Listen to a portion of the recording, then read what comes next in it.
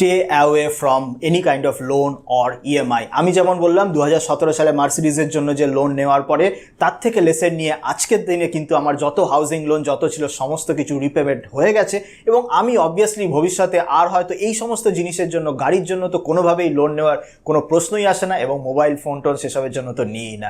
তো সব সময় মাথায় রাখবেন যে স্টে অ্যাওয়ে ফ্রম লোন এমন একটি জিনিস, ইএমআই এমন একটি জিনিস যেটি নিঃশব্দে আপনাকে গরিব করে দেয় আর ব্যাংক, ফিনান্সিয়াল ইনস্টিটিউশনকে কিন্তু বড়লোক করে দেয়।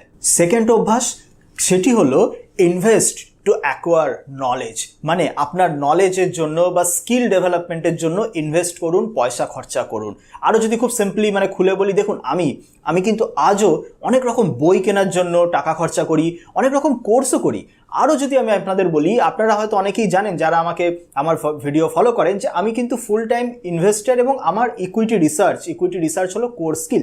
কিন্তু ইকুইটি রিসার্চ ছাড়াও আপনি কি জানেন যে আমি বেসিক ওয়েবসাইট কী করে বানাতে হয় সেটা জানি, বেসিক ভিডিও এডিটিং কী করে করতে হয় জানি, বেসিক ইমেজ এডিটিং কী করে করতে হয় সেইগুলোও জানি। এইটাই আমি আপনাদের বলতে যাচ্ছি, এবং আজও আমি কিন্তু নানান রকমের কোর্স, নানান কিছুর জন্য এনরোল করি। আমি